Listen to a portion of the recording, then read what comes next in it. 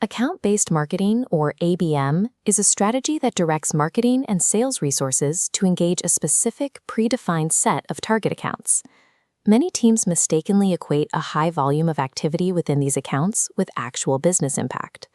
Sales and marketing departments often deploy automated follow-up cadences to their highest value targets.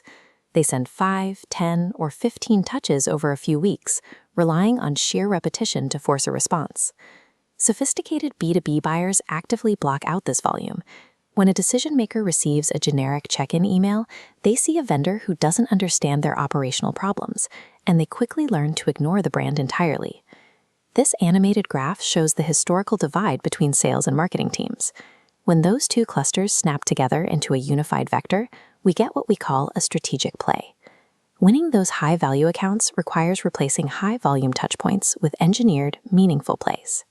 An ABM play is a structured, repeatable, high-impact engagement strategy.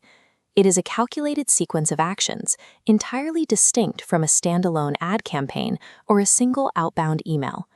This diagram shows multi-channel orchestration. Data flows from an account-level signal, the trigger, into parallel actions executed by marketing and sales.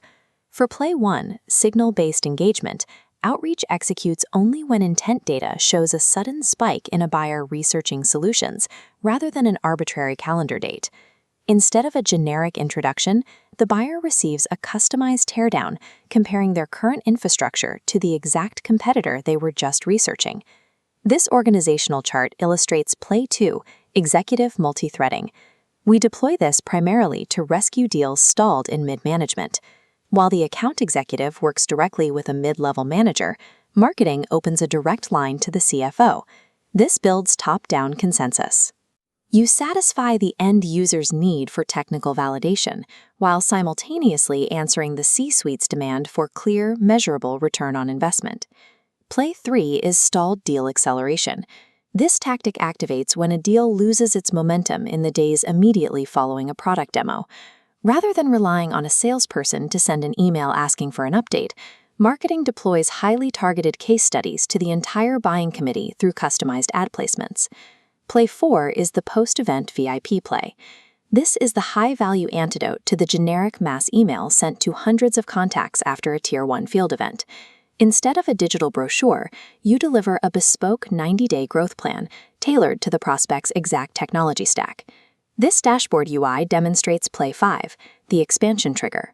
As the product usage meter hits a 90% capacity threshold, it triggers an automated alert pathway for sales to cross-sell to the customer right before they experience a bottleneck. These 3 plays remove unnecessary pressure from sales and break through post-event noise. By delivering predictive value, they directly drive net retention revenue.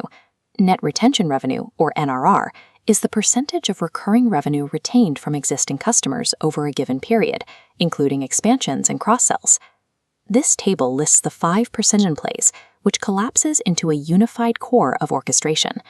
The strict rule connecting all of them is the complete absence of generic calendar-based follow-ups.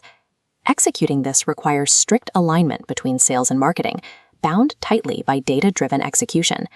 When you operate with this level of precision, you stop looking like a time-wasting vendor. The buyer recognizes you as a highly valued strategic partner. Calculate the pipeline revenue currently bleeding out of your target accounts because your teams rely on outdated, sequential outreach strategies.